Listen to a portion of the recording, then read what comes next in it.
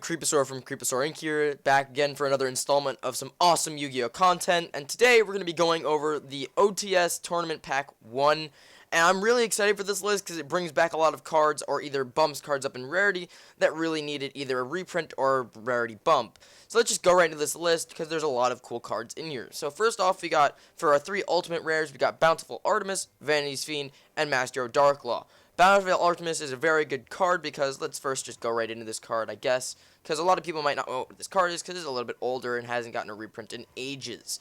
Each time a counter trap card is activated, draw one card immediately after it resolves.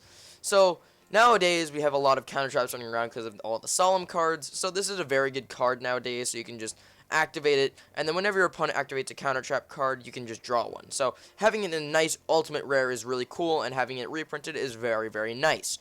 Next up, a lot of people probably know both of these cards since they've been getting a lot of play lately, especially Darklaw, because you know the whole Burning Abyss getting reprinted in Premium Gold. You're going to be seeing those players who are teching him in the Burning Abyss deck. I don't know if I'm going to be doing that personally, but now that he's an ultimate rare, he's going to look so much nicer. Also, we got Vanity's Fiend. This card was already printed in Ultimate Rare, but now just makes it, again, easier in access to it. Also, it gives it that newer look of the Ultimate Rares, since it was printed when the previous version of the Ultimate Rares were out, because they changed them over time, little by little, and now the newest Ultimate Rare looks really, really nice, and it looks like they really refined it, and I really like the way they look. Next up, we got Droll and Lockbird, a very good rarity bump. This card has been getting a lot of play, especially in the side decks of most of the decks nowadays, just to compete and play against most of the decks running around nowadays. So having it in a nice super rare is very, very nice. Next up, we got Inferno Petrula. For those Inferno players that have those, common versions, you now have a nice super rare version to go with your foiled up deck. Next up, we got a whole bunch of Performer Pals because these were all common before, so having them in a nice little rarity bump because you don't want to be seeing all those, commons in your awesome tier 1 deck. So we got Performer Pal Lizard Draw, Joker, Monkey Board, and Guitardle. So having these all in super rare makes the deck look a lot more refined, and I'm really excited to see these in super rare myself. Hopefully I can pull a couple for those players in my locals who really want them. I know that they're a little easier to get, but those players that just can't pull them themselves, I can give them to them, for a nice small little trade or something, or if they want to buy them from me, they can totally go for it. So we got Dinosaur Power, the Mighty Dracula Slayer. This card is an amazing card for the Performer Pal deck in general, or even, Pendulums in general, because this card protects your scales, is a 2950 body that when it's in defense, is just a wall that your opponent can't really get over, and it brings back cards out of the graveyard. Wait, is it graveyard? I'm pretty sure it is. Let's just go right in and check. I don't want to be giving you guys false information, so let's just check here. You get it from the hand or graveyard, just making sure. Just don't want to be giving you guys some false information about this card. So having it in a nice rarity bump from rare to super rare is awesome. Next up, we got Anti-Spell Fragrance, a very good card for this format because, Pendulums are dominating this format. So having access to this card in a nice super rare especially, and this card I've seen out of a lot of the OTS pack openings I've been watching, this card is very common. So having this card in a nice super rare and having the ability to have this card is very, very good because now when you're up in that Pendulum matchup, you can activate this card real quick and be like, look at my nice super rare Anti-Spell Fragrance. Next up, we got Typhoon and Imperial Iron Wall. I know I'm reading these backwards. That was just the one I saw first. Imperial Iron Wall and Typhoon, very good reprints because, Cosmos are running around rampant, and Typhoon is just a pretty good card in general. So having these, one especially Typhoon, it was common before. It was like a $10 common. Now having it in super rare is awesome.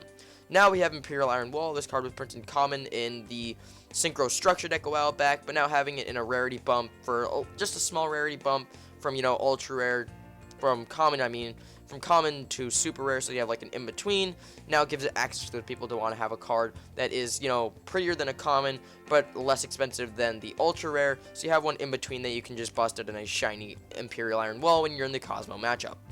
Next up, we got Skull Servant and Battle Warrior and Mizuki. Mizuki, well, these are all for the commons, so Skull Servant is just cool because it's Skull Servant, Battle Warrior, why not, and Mizuki for those zombie players. We got Whitestone of Legend. I guess they're just hyping up or getting ready for the new Blue Eye stuff that's coming out, so I would understand why they threw it in here, but they could have thrown it in here super rare or whatever. I don't know why they just reprinted it in common because it was already common before, and I don't really think that it needed a reprint anyway because they were so easily accessible. Next up, we got Flying Sea as common. It was already printed as common. I don't know why they reprinted it as common. They could have bumped it up to a nice super rare in this set, but you know, Konami's gonna do what Konami wants to do. But having it again reprinted makes it nicer because we got Burning Abyss gonna be running rampant, because again, we got premium gold. So dropping this on a Burning Abyss player isn't always the nicest thing to do.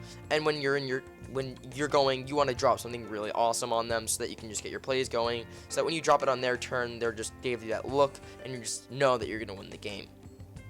We got Zombie Warrior, Michael the Arclight Sworn, Cyber Dragon Nova, Mage Power, Offerings of the Doomed, Monster Gate, Allure of Darkness, Summoning Curse, Advanced Zone.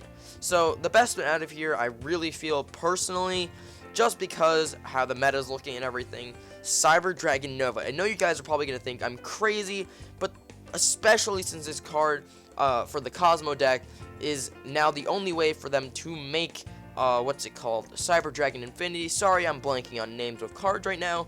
Only because I just woke up not too long ago. I know this video is coming up a little bit later. And again, sorry about the last video, guys. I meant to address this in the beginning of the video, but I went out with my father, and we went and had dinner, all this stuff, and we watched some like a movie and whatnot. So when we got back, it was pretty late, and when I wanted to make that video, I had realized I did not record anything.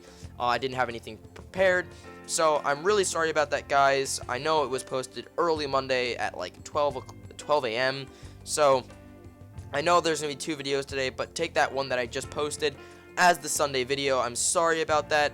So let's just jump right back into this because this is now the Monday video, as you guys can tell. So let's just jump right back in this list. So back to Cyber Dragon Nova. This card, again, for the Cosmo deck, is one of the only decks that can make it nowadays, because Cyber Dragon Nova is your gateway into Infinity, and Infinity can really only be made by Cosmo right now because they can make 5s, unless for those decks for that kind of gear themselves toward making 5s and stuff like that. But this is why I think this is the best one out of all the commons in here, because it's now that it's printed in common. Again, I know it was printed in a structure deck, it just gives it a little bit of access, because it's an unusual card, so why not have it reprinted again? But also, maybe on the lower end of the side, that one of the best commons in here is Allure of Darkness. So I'm really excited to see what they do with this set. I don't know if it's like, if you win, you get this instead of getting to choose one random pack, but I guess it's going to be along with all the other packs that you can get for winning a couple rounds or whatever, because the way my locals works is that every round that you win, you get a pack. Sorry, I'm stuttering a lot and whatnot, just try and put that aside. That's just me, guys. If you're new to the channel, that's just me. It happens every once in a while because I speak really fast and I want to get my, thought out. So hope you guys can bear with me through it. I put out some really good information, so hopefully you guys really like it and whatnot. So hopefully, guys, you can put that aside and just look at the content itself. So personally, I really like this list. I really like the way they did this. I don't really like the commons. The commons in here aren't all that great, but I guess they just threw it in here for fun.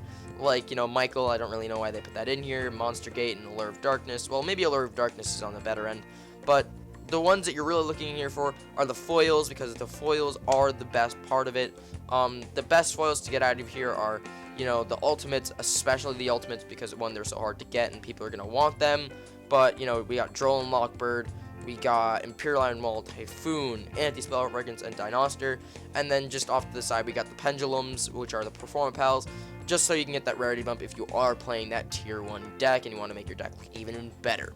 So, anyway, guys, don't forget to like that video and, all that junk and all that jazz. Sorry I messed up my outro. I'm too far in now. So, anyway, guys, make sure to subscribe to my channel for more awesome Yu-Gi-Oh! Content. And as always, hope you enjoyed.